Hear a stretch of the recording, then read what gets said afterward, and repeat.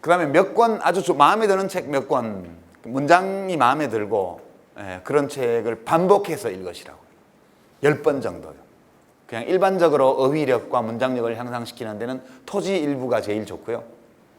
박경리 선생님의 토지일부가 최고 좋습니다. 그냥 외우려고 하시지 말고요. 읽고 잊어버리고 하다 보면 언젠가 입력이 되어서 그게 출력이 됩니다.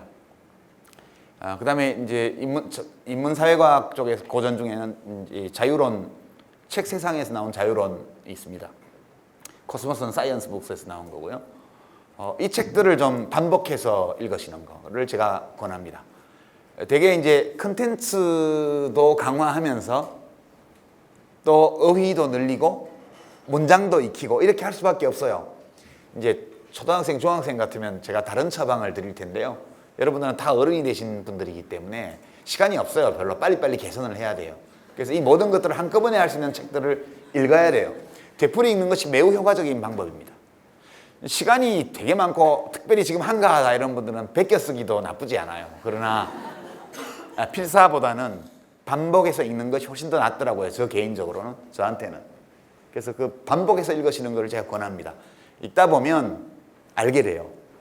그 다음에 이제 짜투리 시간 이용해서 아무 글이나 많이 써보시라는 권유를 제가 드리고요. 이거는 생략합니다.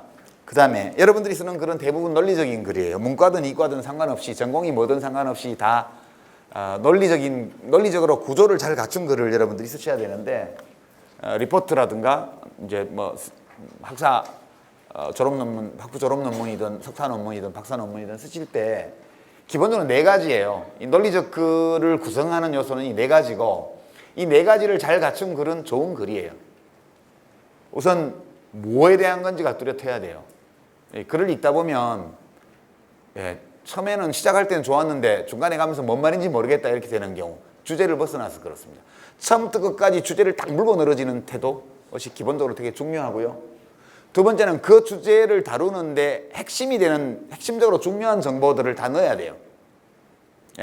그걸 못 찾거나 아예 중요한 정보가 있는데 그걸 빠뜨리거나 그러면 논문이 결격 사유가 생겨요. 앞에, 왜냐하면 어떤 주제에 대한 지금까지 연구 성과를 점검하는 게 다 들어가잖아요. 그런데 하나 큰 구멍을 내놓으면 이제 선생님들이 읽으시다가 얘는 공부가 덜 됐군 이렇게 되는 거거든요. 그러니까 중요한 정보들을 다 검토를 해야 되고 파악을 해야 됩니다. 그리고 그것을 넣어줄 수 있는 만큼 넣어주는 게 좋고요. 세 번째는 논리적으로 잘 맺어져야 돼요. 그 정보들이. 그냥 정보들이 많이 나열되어 있는 논문들도 있거든요, 보면. 그러면 나열만으로는 어려워요. 새로운 정보를 생산했다면 나열만으로도 가치가 있을지 모르지만 자기가 생산한 정보는 논문에서 아주 몇 % 안 되잖아요. 되게 박사학위 논문이라도 전체 뭐 100페이지 중에서 한 페이지라도 새로운 정보, 새로운 지식이 있으면 박사학위 논문 자격이 있는 거라고 저는 알아요. 99%의 남이 생산한 정보에 1%의 자기 정보만 넣어도 훌륭한 학위 논문이 될 수 있는 거거든요. 그래서 문제는 논리의 연쇄가 중요한 거죠. 뭘 많이 그 논문 속에 우겨놓고 리포트에 우겨넣는 게 중요한 게 아니라 이 주제를 다루는데 필요한 정보들을 하나의 맥락 속에서 어떻게 배치하느냐, 그거가 잘 돼야 되고요. 네 번째는 적절한 어휘와 문장으로 써야 됩니다. 이 4가지가 되게 중요하고요. 제가 요령을 몇 가지만 말씀을 드리면, 말은 쉬운데 그러면 구체적으로 내가 글을 써놓고 나서 이게 잘 썼냐 못 썼냐를 어떻게 알아볼 수 있을까? 간단한 요령이에요. 우선 단문으로 쓰세요. 단문으로요. 단문이라 하면 주어 수로가 1개씩만 있는 거예요. 문장의 길이와 상관없이. 주어 수로가 2개 이상 한 문장에 들어가면 꼬일 위험이 되게 높아져요. 이 말이 꼬이게 되면 논리가 흐트러지거든요. 그래서 가능하면 단문으로 연결해 가시고요. 접속 부사 이런 거 쓰지 말고 컨텐츠로 연결해서 이렇게 가다가 진짜 강조하고 싶은 거, 뭐 좀 멋을 부리고 싶은 대목, 이럴 때 이제 복문을 가끔씩 쓰시면 좋습니다. 그게 노래로 치면 그게 하이라이트거든요. 노래 한 곡 3분 가수들이 부를 때 고음 잘 낸다고 해서 처음부터 고음으로 해서 끝까지 고음으로 가면 진짜 듣기 괴롭잖아요. 고음을 엄청 내지만 아이유가 뭐 3단 고음, 4단 고음 뭐 맨날 내지를 않잖아요. 잔잔하게 가다가 한번 쫙 올리는 거죠. 그죠?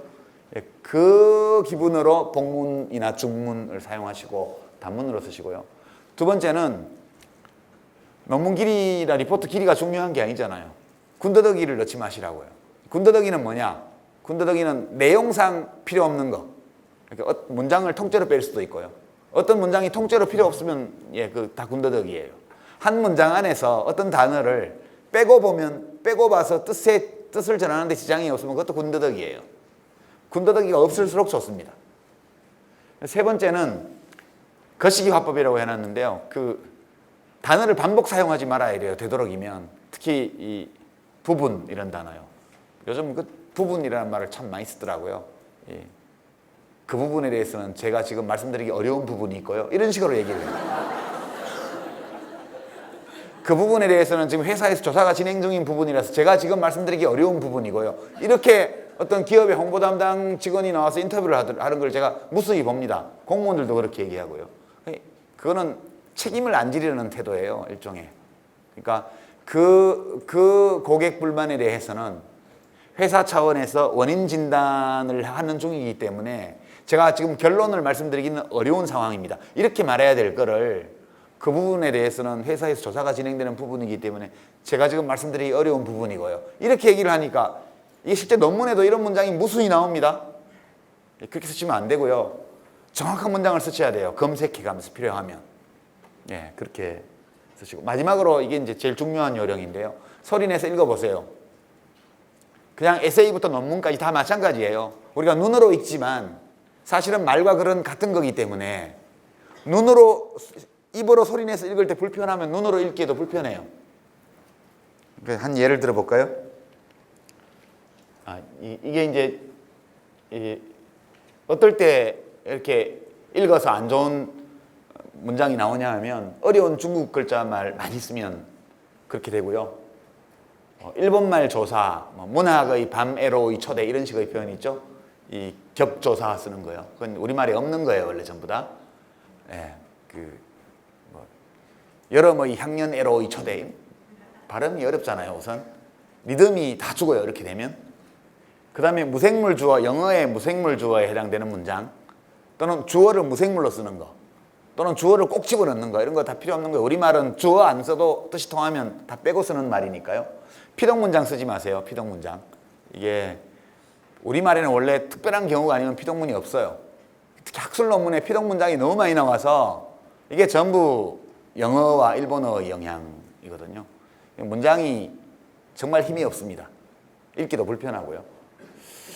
대표적으로 한번 보겠습니다. 이게 영원한 국무총리 정홍원 씨가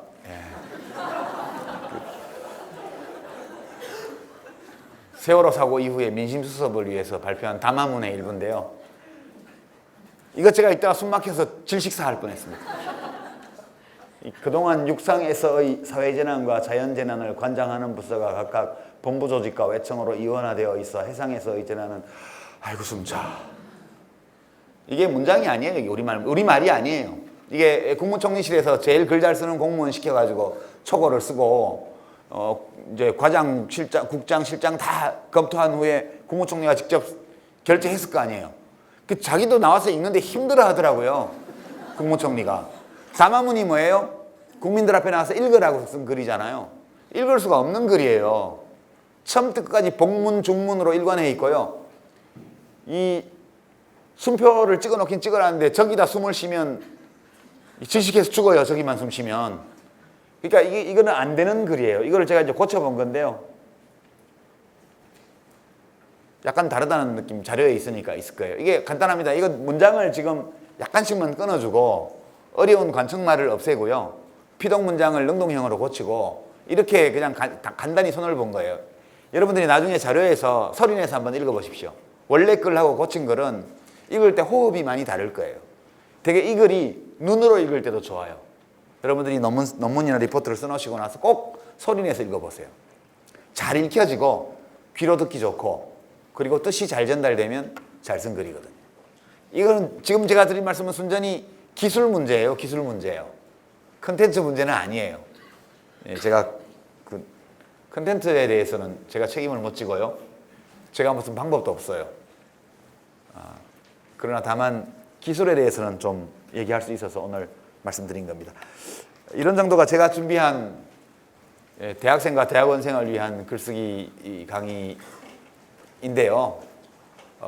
전제가 뭐냐 하면 제 책을 여러분들이 읽으신다는 전제 위에서 말씀드린 거거든요.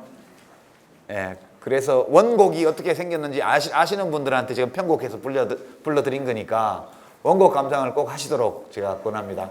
뭐 그렇다고 제가 큰 돈 벌리는 건 아니고요. 그렇게 하시고 혹시 이제 취업을 위한 논술 시험이라든가 학교에서 이제 기말 시험도 다 논술이잖아요. 대학 입시는 이제 끝나신 분들이니까 이런 분들은 다음 주에 시중에 나오는 논술 특강을 참조해 주시고요. 그걸로도 부족하신 분은 저 다음 뉴스 펀딩 페이지에 Q&A 그걸 또 참고해 주시고 그렇게 하시면 되겠습니다.